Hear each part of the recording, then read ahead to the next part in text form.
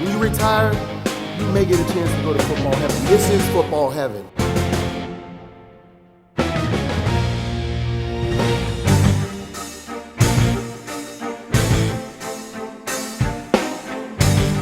Hey guys, welcome to The Mission. I'm your host, Jamar Chase, and as always, we have a great show for you. It's week 1 of the NFL season getting underway. That's right, the 2022 NFL season is about to get underway, and during this season, our mission and vision of this podcast is to really have the ability to tap in and reach out to our Hall of Famers. And we want to have our Hall of Famers help us break down some prime-time matchups, some historical matchups, as well as current news and storylines surrounding the NFL. And of course, we have to talk about the treasured life lessons learned that these gridiron warriors have taken away from the game and how they carry it with them in today's life. Joining us today on the show to help us kick off the NFL season week 1 of the class of 2020. A member of one of the greatest shows on turf, but more importantly, the owner, well, I should say co-owner, because him and his lovely wife and family of Smush Cookie that's gonna open up right here in Canton, Ohio. Hall of Famer Isaac Bruce is joining us right here on The Mission. Welcome, sir. Hey, Jamar, thanks for having me on this podcast, man. It's been a while. So I saw you recently, but we did talk about coming on this show and really just chopping it up, just like we do every other time we see each other. So I'm going to be talking football, smoosh ice cream, life lessons, things of that nature. You know, what makes a Hall of Famer a Hall of Famer? What makes a football player, and what makes a professional a professional? So I can't wait to get into it, man. Before we dive into it, Isaac, and thank you so much for giving us your time, man. You have been a Canton resident this summer. I mean, let's break it down. The East-West High School game, you were honorary coach, and of course, enshrinement, you came back, Black College Hall of Fame, and you were going to be a part of the best football day ever, the taste of the hall, and golfing. So you have been here, man. I mean, just overall, what has been your take as you look back at the greatest gathering in football, meaning enshrinement, and then honoring the HBCUs this past Labor Day weekend? What's it been like for you coming back to Canton and just being a part of all the celebrations? You know, I have been back a couple of times, and it's always great to be in Canton, Ohio, home of the Pro Football Hall of Fame. Jamir, I tell you what, man, just, you know, there's a lot of stuff that goes on that a lot of people really don't have a chance to see, but we're privy to be in town for certain situations and circumstances that happen there in Canton. It's always great, man. Number one, I got back for induction weekend, which is always marvelous. I've been there not as a member of the Pro Football Hall of Fame on my induction weekend. And I've also currently been there on this recent induction Hall of Fame weekend. So it was great. A lot of less anxiety, no stress. Just looking into the eyes of this past year, the 22 class inductees. And, you know, you can see some of them, you know, practicing their speeches, kind of sitting alone to themselves and really just getting game ready for the whole weekend. So right. That was wonderful just to be a part of and just to be able to encourage those guys and let them know that they're going to knock it out of the park. You mentioned the HBCU Classic. That's exactly what it is. It's a classic. It's an opportunity for, the residents of Canton. Not only that, but others all over the world to see just what the HBCUs are capable of doing. There's so many greats that have come out of the HBCU as far as football is concerned. We're focusing on that. Right. You know, the Mel Blunts of the world, those guys, they made huge impacts in their universities and then taking that, what they did from there into the pro football, well, the NFL, and you're really shining and just showing what the HBCUs are capable of doing. And it's really growing really fast again to where it used to be, man. And I had the opportunity to watch another HBCU matchup this weekend with Jackson State playing in the Classic, the Orange Bowl Classic down here in South Florida. So the football part of it is really, really growing. I like the way it's headed, and I feel great to be a part of it because the Pro Football Hall of Fame has really embraced it. And guys like Doug Williams are leading the charge, and Shaq Harris, they're leading the charge at that, and I'm grateful to be a part of it. Well, let's jump right into it, Isaac. It is week one, just to give us a perspective of what is going through the minds of these players as they're gearing up for Thursday, Sunday, and Monday night. Well, Jameer, I was fortunate to play 16 seasons in the National Football League. So that means I had 16 opening days or opening weeks to play this game and to prepare for this game. I mean, it's different levels. I say that because, in the off season, you really start to anticipate when training camp starts. And from training camp, you get to see all your buddies that you haven't seen all summer. Everybody's back off vacation, and you start bumping heads with each other. So you start going up against the defensive backs every day. I got tired of looking at Todd Light, Dexter McCleon. I had enough of seeing those guys, Keith Lyle and Toby Wright. I had enough seeing those guys for about maybe 2 consecutive weeks. We're just banging at each other. And then we have an opportunity to play a preseason game. Mm-hmm. And it kind of settles down a little bit because, most of the starters don't play that much. And guys who are new to the team, particularly the rookie free agents, they come in, they get their opportunity to play in these preseason games. It's their interviews, and they're actually interviewing not only for the team that they're with, right, but all of the other teams that are watching that will get that film. And, that was always ringed about in the locker room, and you want to kind of encourage those guys. And then from there, when you get to around the third preseason game, heading up to the fourth, when I was playing, we played 4. You start watching other things that let you know football is about to start. The season starts to change. I mean, it's the end of summer, it's the beginning of fall. You have the U.S. Open in Flushing, New York. That was always a huge indicator for me. That's right. Right after that championship, guess what? You're going to be lining up to play for real. And when you're lining up that Sunday, it's when the checks are big and the stats they count. So it was always a huge amount of anticipation, just being ready to play in that first game, get that first catch, get that first hit, score your first touchdown, and just really see how far you can go as a team.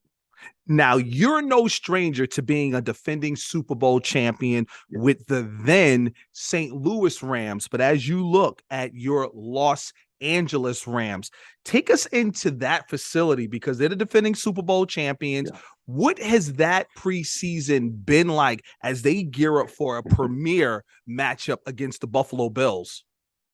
Well, I tell you what, the moniker in the locker room and within the organization has been a little different. It's called playing it forward. So they're not going to run it back. They're going to run it forward this year. But just being in that situation after winning Super Bowl 34, you now have the target. You have the target on your chest. You have the target on your back. And I'll say just about everyone that's in your division has seen what you accomplish. So therefore, the toughest part of what you're trying to do is number one is winning the division again. That's the biggest test that you'll have because, a lot of offensive and defensive coordinators were probably fired based on the way they performed against you that past year. So you got new guys in. The general managers now are drafting players against what you do best. And for us, we were the greatest show on turf. We like to throw it down the field. So we saw a lot of new defensive backs, a lot of new safeties, a lot of new defensive ends to try to pressure and hurry our quarterback. And that's what happened. I mean, it started in that offseason, right in that division where new guys, new players, new schemes came about because they wanted to try to slow us down. And that was the biggest challenge. I believe in 1999, we went 8-0 in our division. That following year, you know what? We were going neck and neck with the Saints. The Saints came in and they wanted to show everybody how they could slow us down and how they could stop us.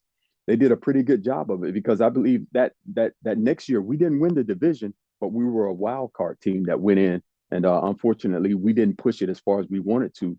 But you can just see where that target has been replaced and moved from the front of your eyes to the back of your back right now. So that's what the Rams are facing right now. And as you look at the Rams and from other teams around the league, who is Isaac Bruce keying in on?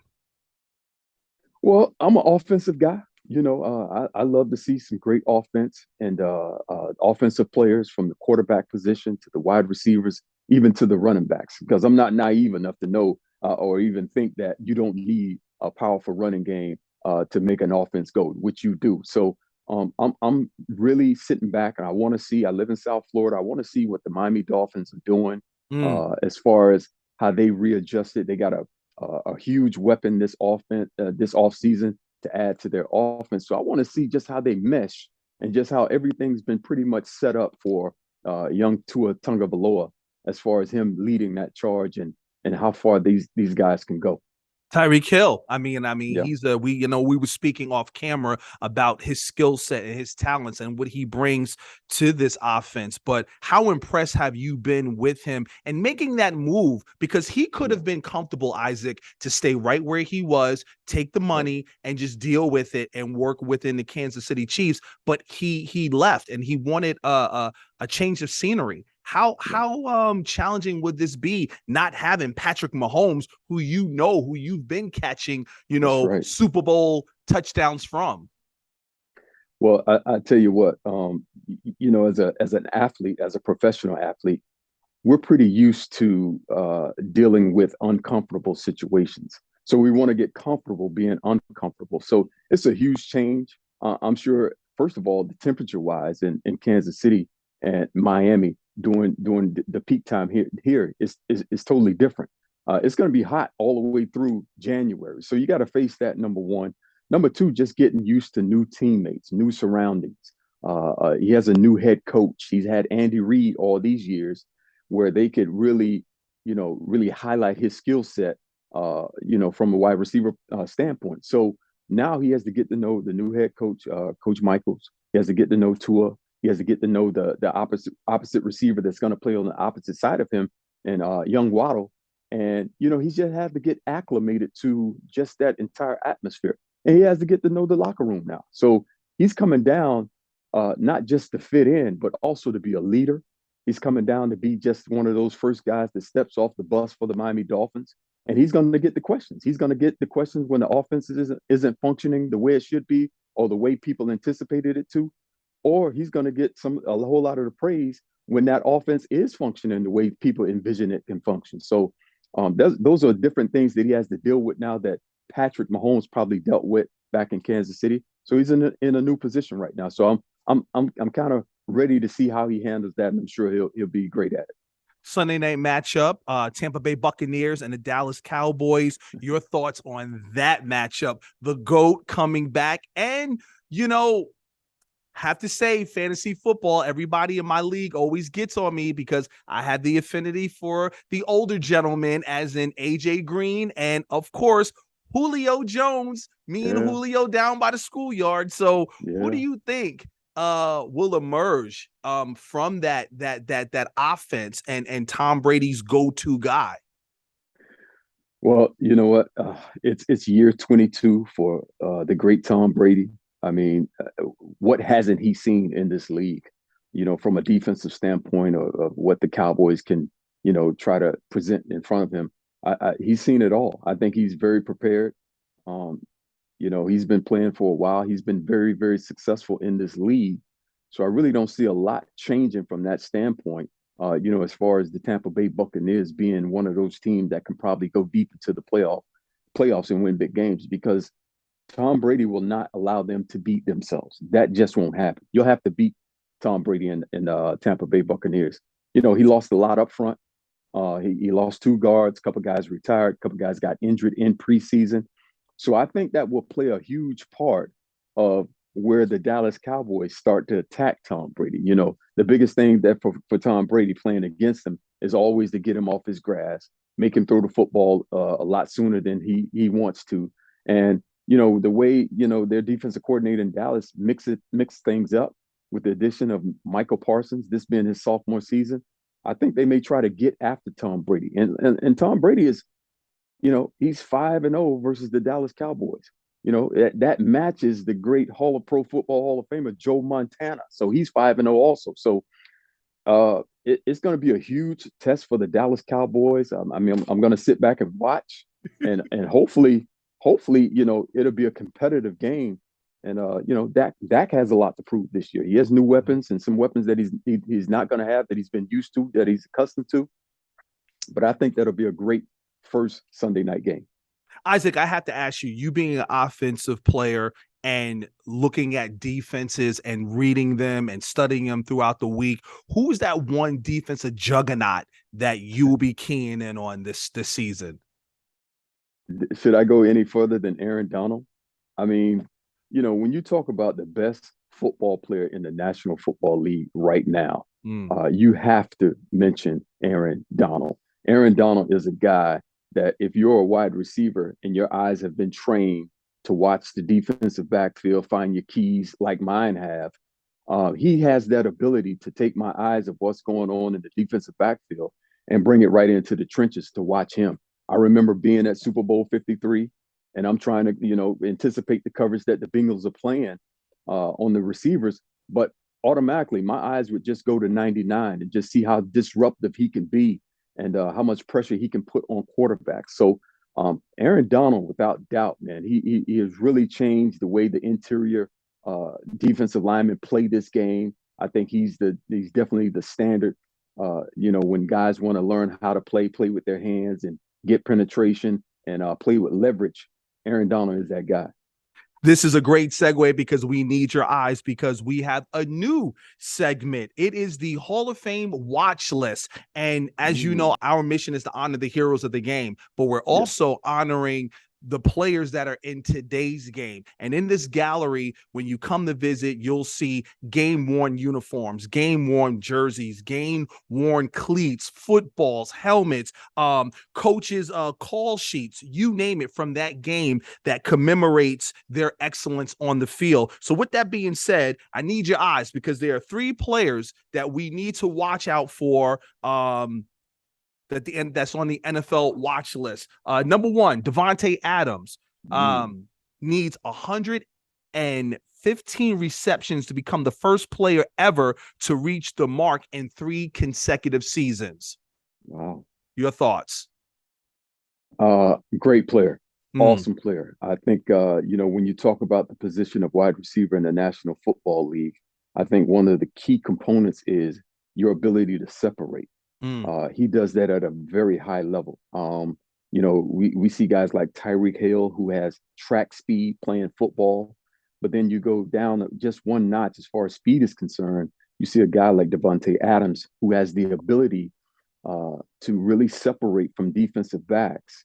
He has the ability to beat double coverage, and once he gets the ball in his hand, man, he's a guy that's hard to bring down. So he's one of those rack yak kings that I like to mention and really just highlight. He has it all. He's the total package. I think his being able to do or meet that goal or meet that record that's before him, I think is very possible.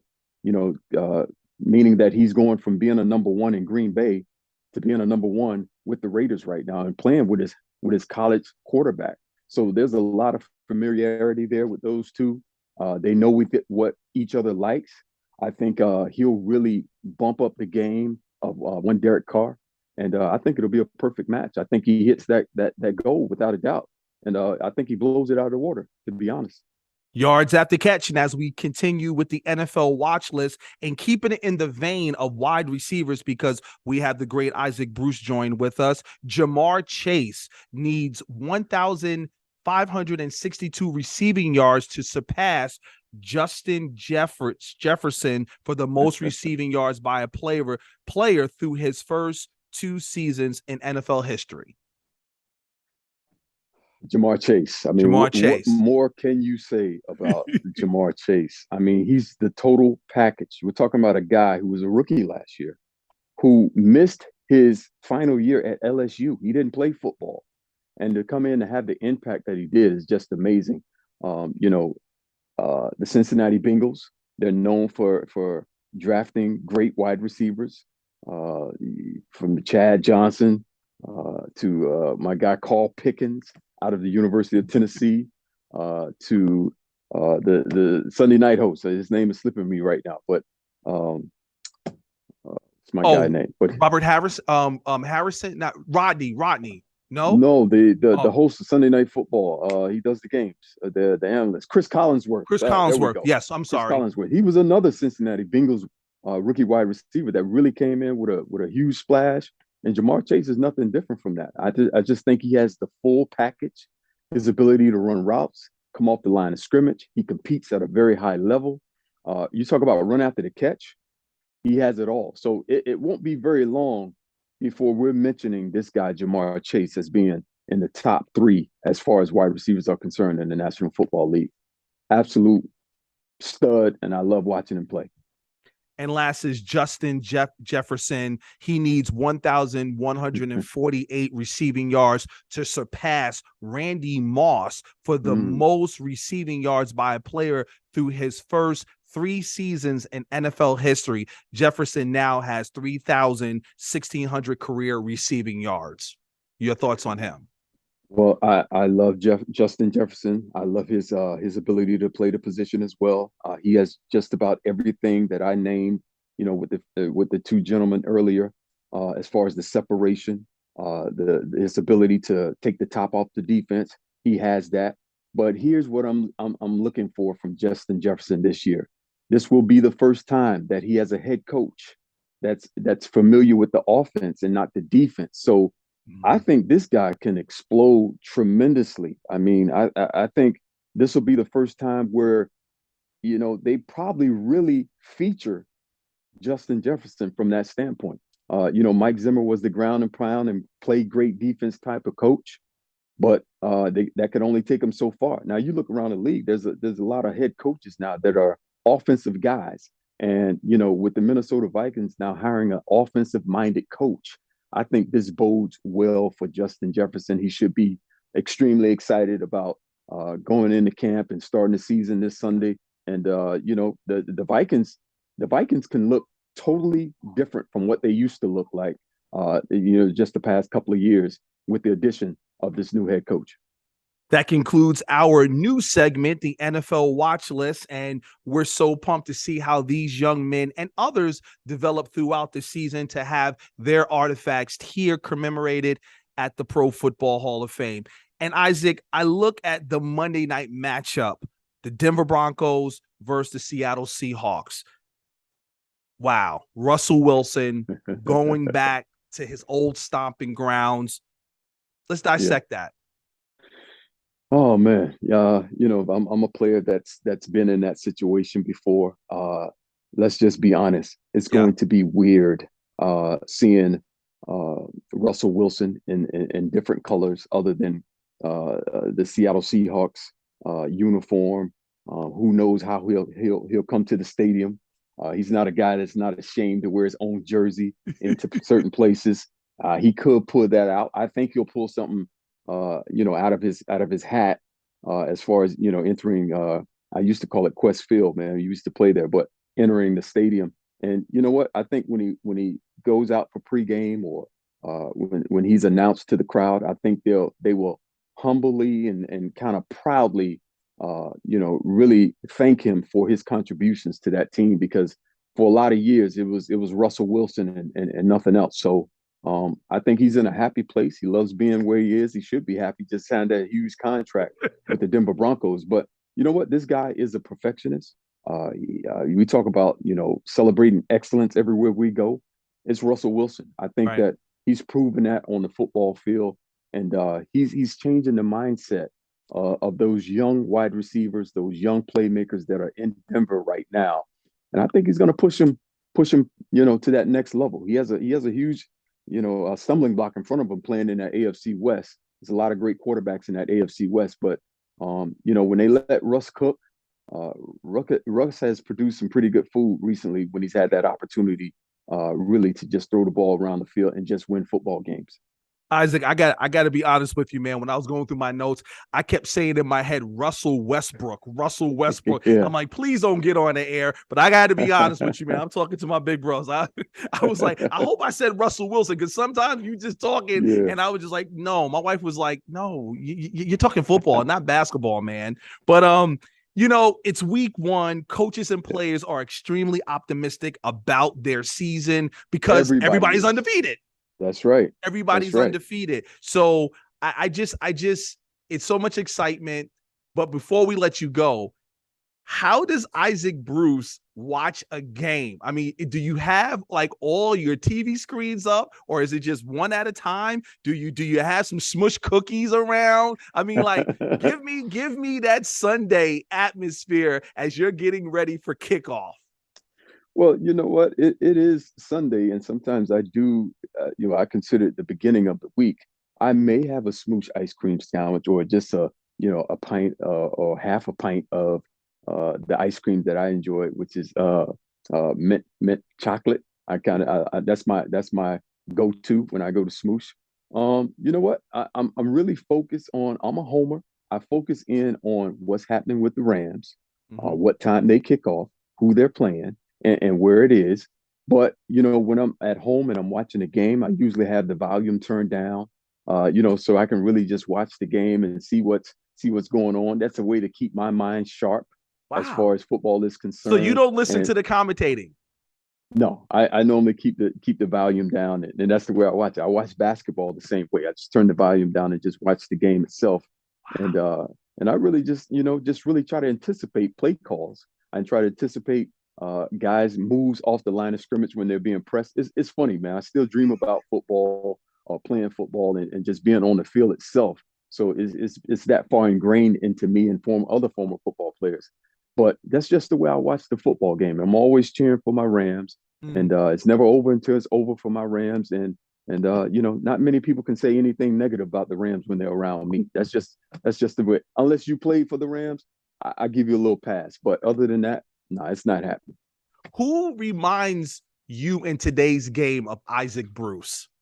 Oh man, I see a lot of my ability in a couple of guys. I would say D Hop in Arizona. I like the way he competes. It's just never over for him. Justin Jefferson a tad bit, just being able to get in and out of breaks, which was something that I did really well. And just the competitive nature. I see that a lot with Tariq Hill. If someone has some success against him, I can always see in his eyes, or you'll hear him say, I'll be right back. I Right. don't believe you can do it 2 times in a row. But as far as the physical makeup, probably D Hop, Justin Jefferson, but the attitude was, which was very similar in guys like Steve Smith. I think Tariq Hill has that. Wow. Wow. Yeah. Minus the gritty, because you were a jump up in the air guy and give the ball back. You didn't do too much celebrating. Definitely. Oh no, we not publicly, but No, in the locker room, in the definitely locker after it room. was over. In the locker room. Yeah, In the locker we room. would go in and compare notes and just go down the goal sheet and say, yeah, we accomplished this. We got that one. We put 100 on this guy, and this guy couldn't cover me, just like I told you. And yeah, we didn't do it publicly. We didn't want to kill our wounded. We just wanted to make sure that they knew their place. Now, and this is the last one. I get the opportunity to talk to a lot of the Hall of Famers, and I'm in their man caves, or I'm in their offices or whatever. But every time I talk to you, I can't help but to notice your vision board. And what is the vision board is telling us as we are heading into the 2022 season behind you? Well, you know what? The topic of it is always, frame your future and not your past.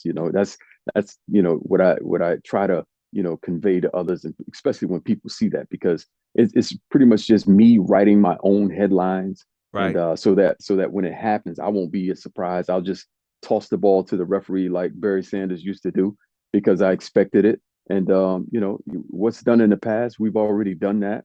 Try to, we do our best to forget it and move on and press towards the prize or the goal that's ahead of us. And to me, that keeps us young, that keeps us vibrant, that keeps us sharp. And it's our way, my family's way of teaching those who are coming behind us how to live life, how to really make your way prosperous. So that's one of the things that my wife and I, that we teach our children and people who are in contact with us. That's what they see when they come to our home. Well, I need to start doing that. It's all in here, but like you said, when you put it in front of you and you watch it every day, it'll manifest itself. And like you said, so eloquently, you'd be surprised because you've been living it. Absolutely. Ladies and gentlemen, Mr. Isaac Bruce, it's always a pleasure joining us